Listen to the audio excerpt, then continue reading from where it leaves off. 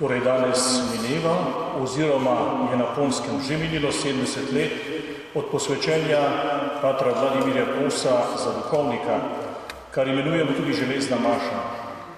Tako častitljivo obletnico doživijo le redki duhovniki, zato je toliko dragocenejša. Pater Vladimir Kos je jezuit, ki ima zelo živahno zgodovino, lahko bi rekli celo dramatično. Nekajkrat je po čudežu ušel smrti, kar bomo slišali v današnji predstavitvi.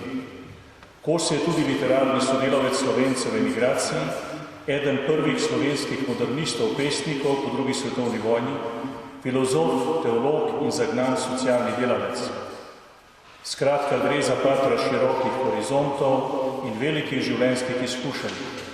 Človeka odločnosti in zvestobe Kristusu in njegovi cerkvi, globoke vere, plodovitega ustvarjalca in velikega antropofila. Gre za spoštovanje do vsakega človeka. Današnji kratek in jedrnat večer bomo preživeli v poslušanju 3 njegovih pesmi, ki jih bo interpretirala gospa Alenka Heferle-Fels. Pesmi so izbrane po ključu izraza 3 dimenzij njegovega bitja, odnos do Boga, Kosova lastna osebnost oziroma čustvovanje ter soočanje s starostjo v zadnjem obdobju. Slišali bomo tudi njegov življenjepis z nekaterimi podatki, privzetimi iz novejših intervjujev, ki jih je mogoče do sedaj še niste slišali, ki ga bo bral Sergej Valijev. Večer pa bodo glasbeno povezovale violinistke Maja, Ela in Mari. Želim vam lep večer s patrom Vladimirjem Kosom.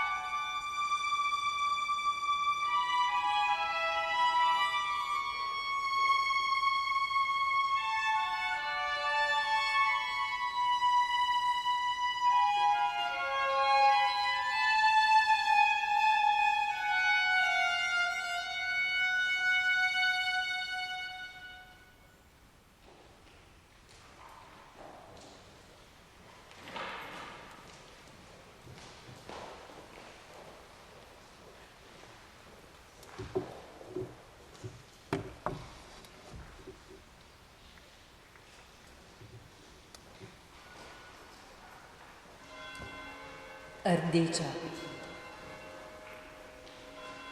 Še jaz bi rad zapel kot trubadur o njem. Njegova kri, rdeča roža, vsak dan udaritev čudežno vzcveti. A kaj, če kje le enkrat bi vzcvetela v stoletju? Čujte moj pripev, vsak dan. Rdeča lučka tam pred tabernakljem, rdeča kakor grm kamelin, rdeč spomin Gospodove obljube, da pride spet nazaj med nas z nebes, da bi na zemlji ne bili sirote. In ker je Božji sin, je tam in tu. In kar je bil obljubil, se dogaja. Še več, prihaja darovat se znova, kot hostija med nami hoče biti, da lažje v goste sprejme ga srce.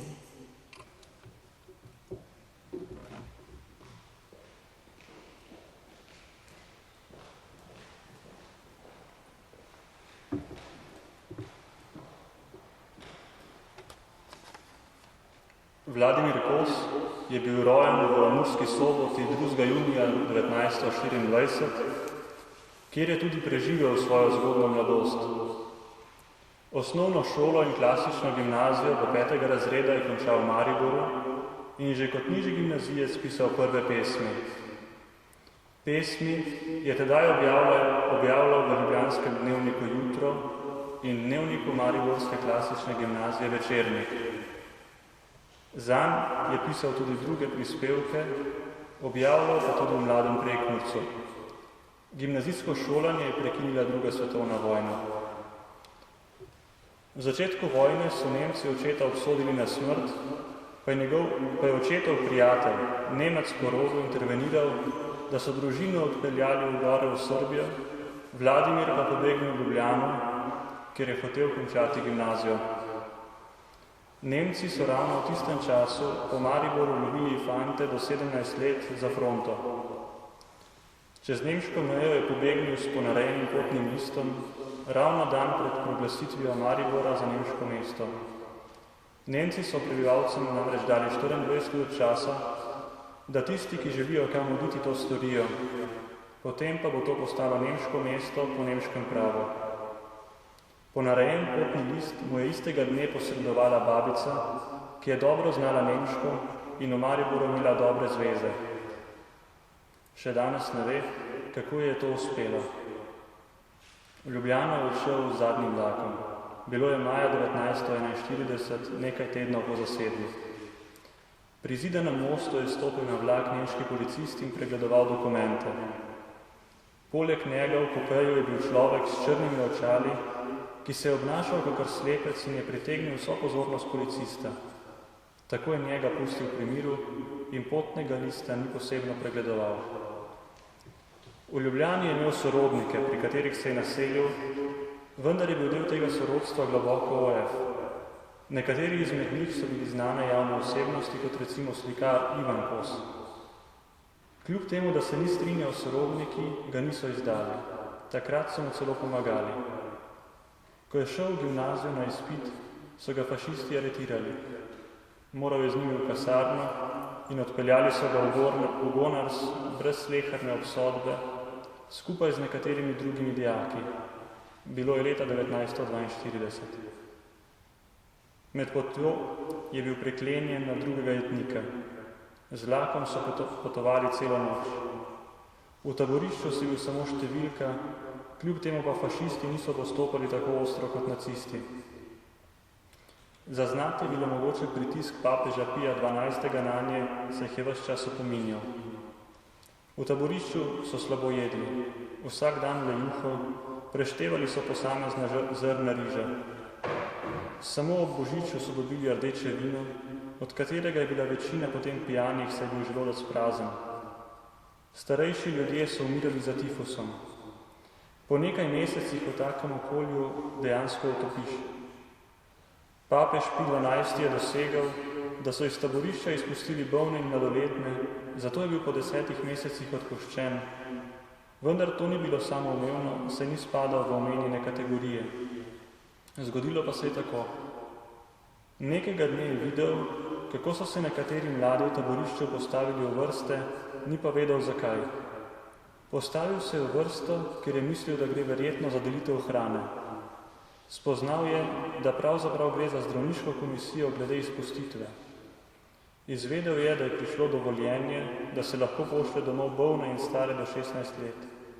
Vladimir je imel 17 let. Zdravnik, ki jih je pregledoval, je bil Italijan, medicinska sestra pa je govorila tudi slovensko. Vprašala ga je, koliko je star. Povedal je po resnici, da 17. Gledala ga je z usmiljenjem, ker je bil ves hujšan. Ni vedela, kaj naj stori, tedaj pa je zdravnik rekel, napiši 16. Italijan je torej imel usmiljenje, na čemer je še vedno ganjen. To ga je utrdilo v izkušnji, da vedno povsod najdeš tudi dobre ljudi. Po 10 mesecih taborišča se je vrnil v Ljubljano. V 3 mesecih, ki so sledili, je moral končati klasično gimnazijo in ker mu taborišče kljub oslabelemu telesu spomina ni vzelo, ampak celo izostrilo, jo je z lahkoto in odlično končal. Matura je bila pisna. Po maturi je prosil za vstop v ljubljansko bogoslovje, ki je bilo še slovensko, saj so bili Italijani do slovenskega pouka v Ljubljani še vedno tolerantni. Ko je Italija kapitulirala, so Ljubljano zasedli Nemci. V bogoslovje ga je sprejel škof Rožman. Po letu bogoslovja so Nemci prisilili semenišče, da fante pusti v njihovo vojsko.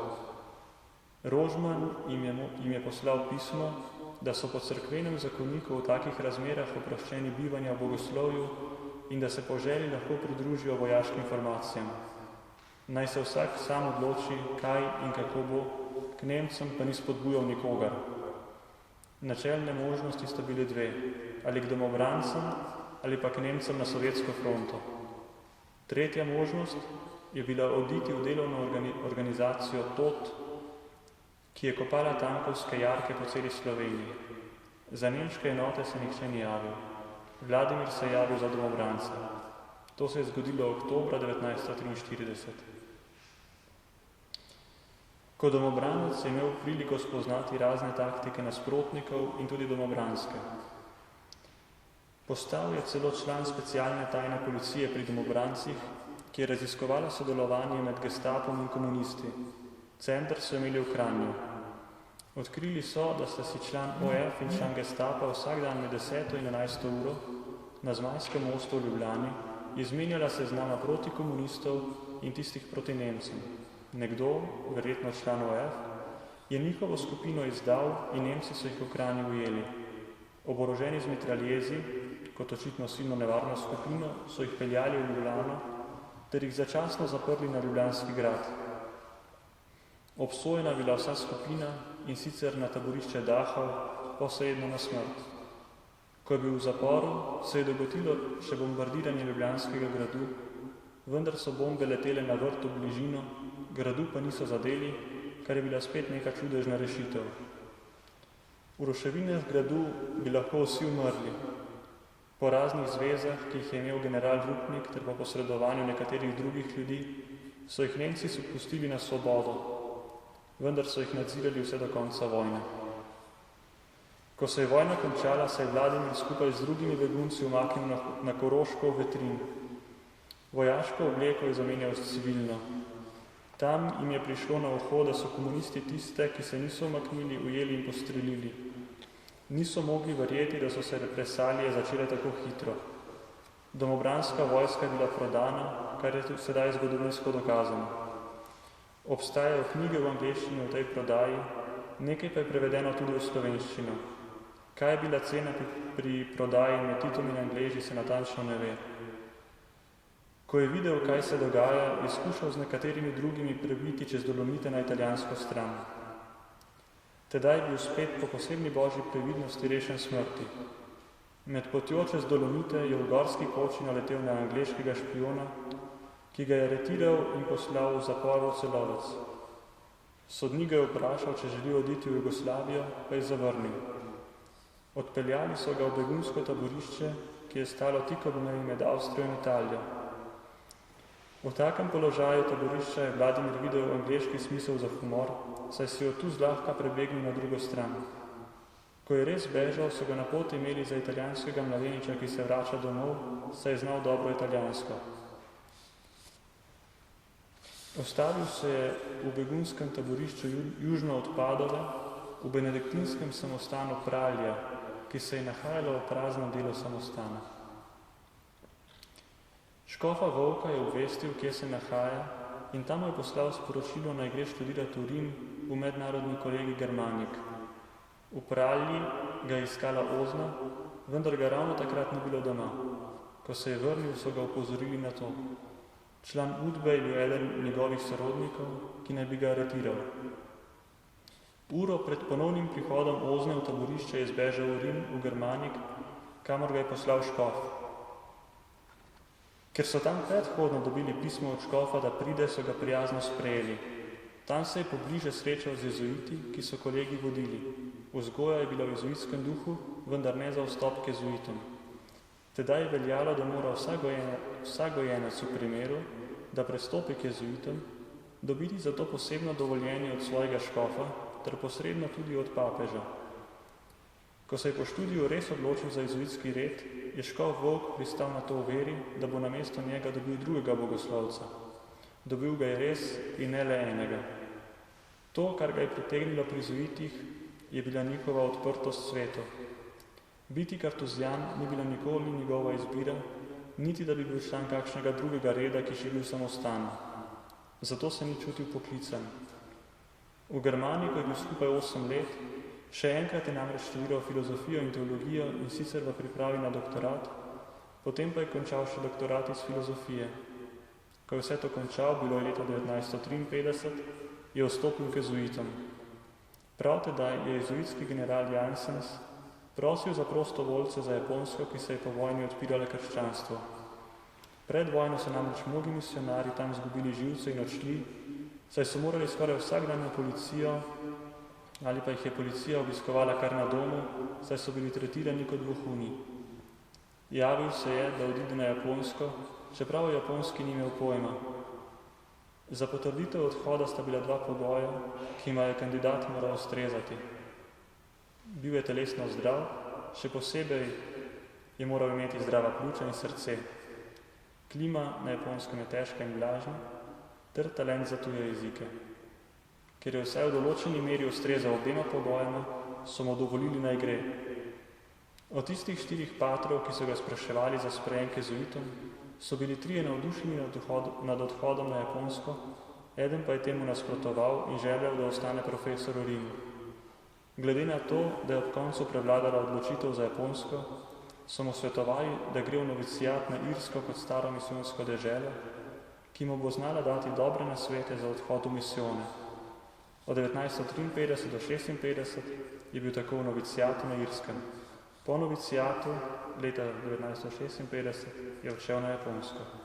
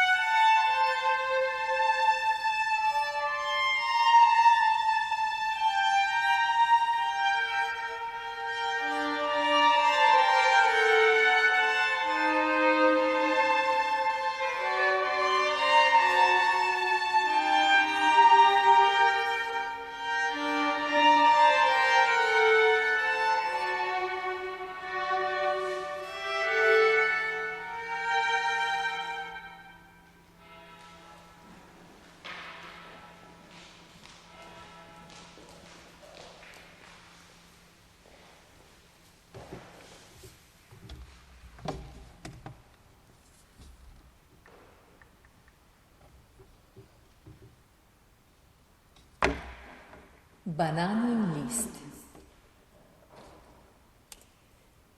Vračam se od bolnega prijatelja s celo torbo stereo CD-jev. Vračam se ob jezeru, a nisem sam. Luna spremlja me in vetra sapica. Še imam v očeh prijateljev obraz. Sprva bled in tih, potem oživljen s stiskom rok prijateljskih in z melodijo džeza, ki od nekdaj ljubi ples. Glasba ni bila zdravnikov vrt zdravil. Bali so se, bali možne jeze. Kako se je bolnik razveselil. Hotel vstati je, za pravi ples. Zdaj pa truden sem in sedel bom na klop. Veter ziba veje za pahljačo. Prav pred klopco Lunin obstoji veslač. Hribi spijo, noč je sanjsko topla. Kot da veter ubore dahne, se ozrem. Poleg mene angel pesmi sede, ves prozoren, svetel, z mislimi besed. Zemske tekste zbiramo za glasbo zvest. Glasbo zvest. V nebesih radi plešemo, angelski orkestri nam igrajo, lepe zemske pesmi pridno zbiramo, angeli uglasbiti jih znajo. Prosim, rečem, toda angela več ni. Lunin čoln se z luno rahlo zgane. Boš spet pel, me zlate vprašajo oči. Bom, papir nocoj bo list banane.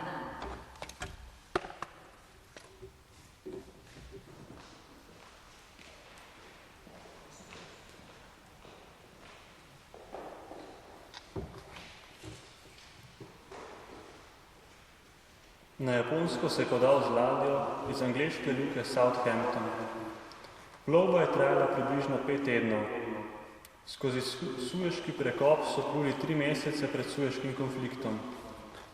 V pristaniščih, kjer so se ustavili, je pisal pesmi, ki so sedaj zbrane v pesniški zbirki Cvet, ki je rekel Nagasaki. Uredil jih je France Pibernik. Od tedaj naprej je vse do danes pisal pesmi v slovenščini, da je ohranil stik z njo.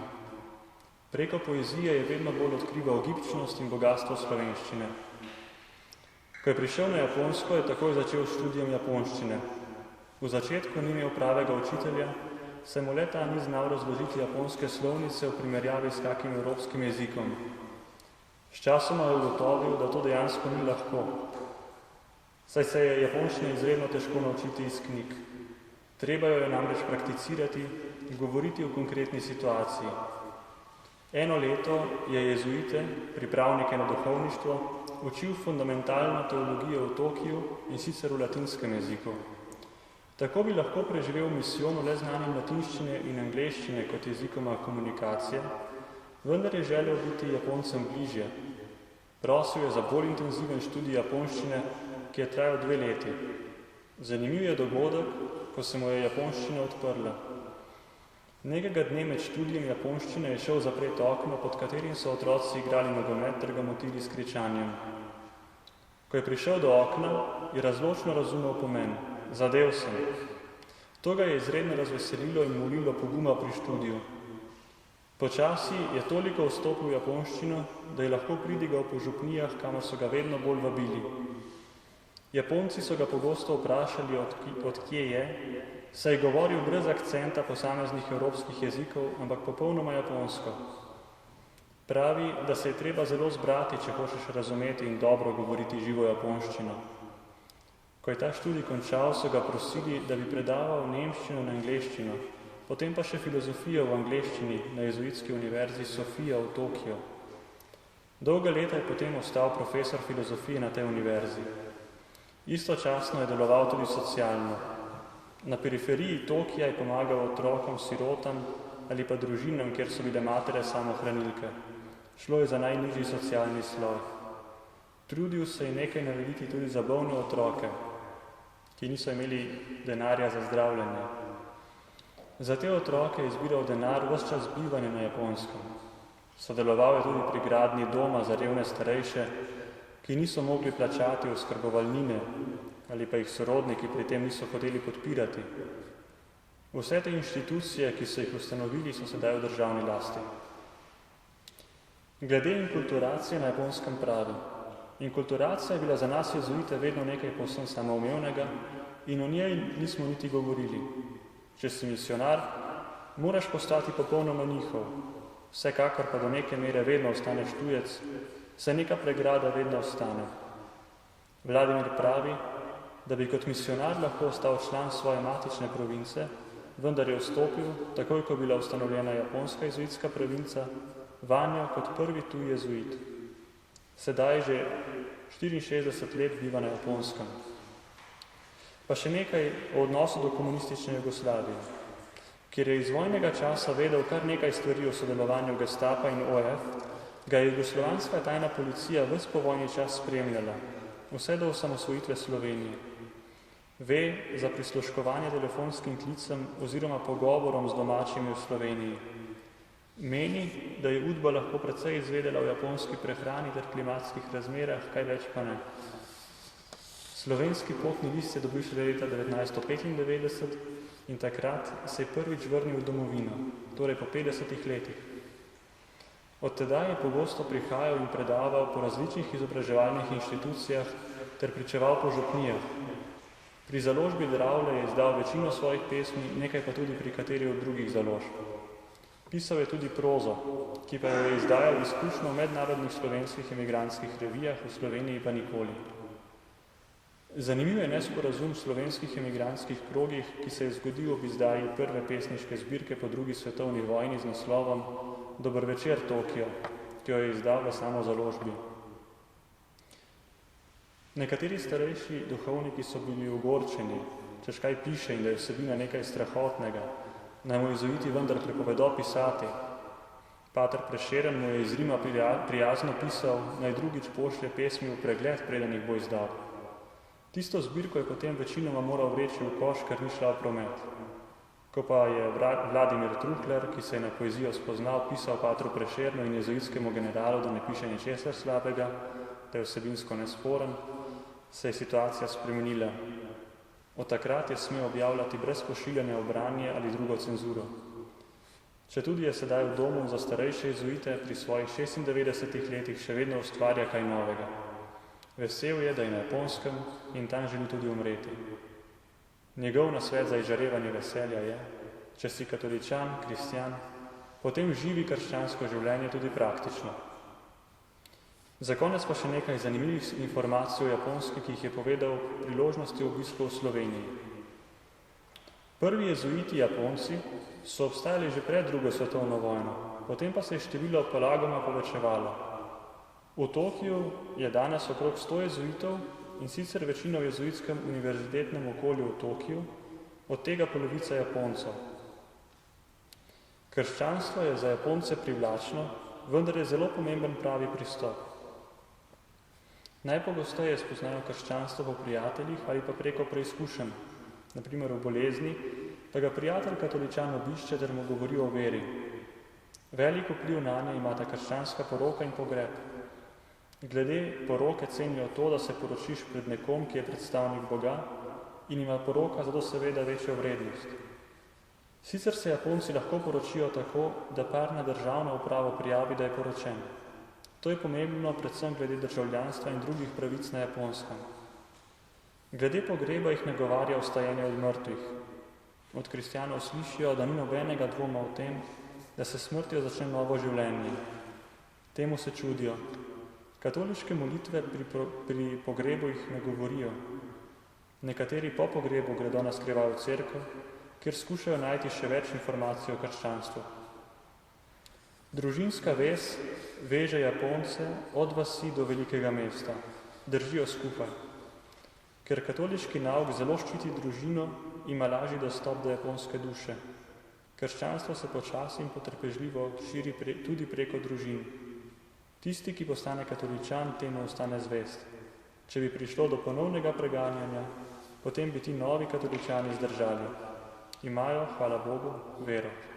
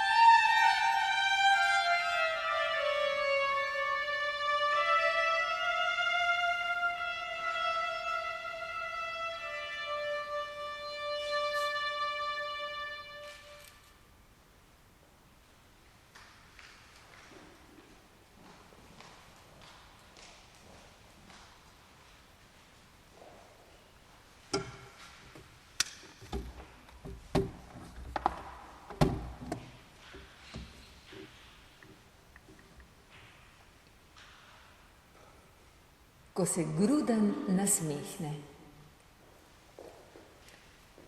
Oj, listopad, s harfo te čakava v megli, ki že obiskala je rož pušeljce.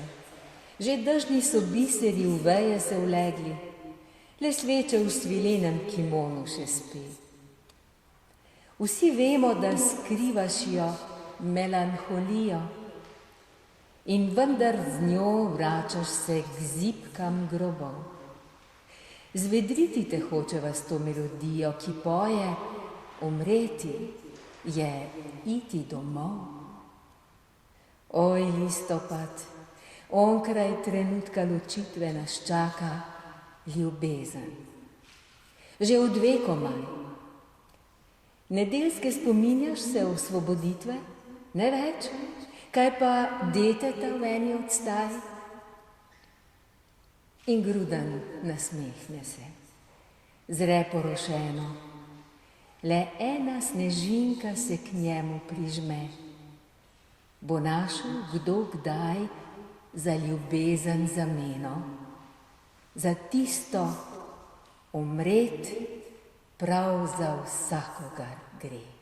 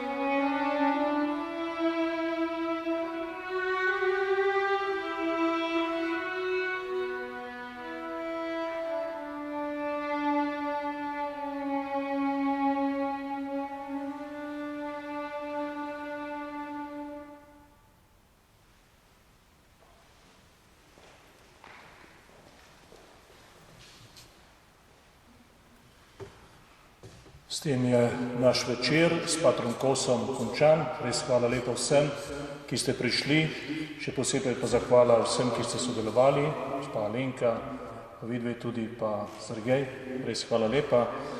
To bo zdaj objavljeno tudi na spletu, si lahko ogledate še enkrat, pa priporočite tudi drugim. Upam, da smo malo bolj občutili preko pesmi patra Kosa, pa da smo tudi kaj novega izvedeli o njem iz zdaj najbolj popolne biografije, ki smo skušali sestaviti skupaj iz vseh intervjujev, ki jih je kje imel, ker prej ni obstajala neka kompletna biografija. Tu pa smo jo prvič slišali in ta bo objavljena zdaj tudi na spletu, tako da lahko še enkrat bolj natančno preposlušate.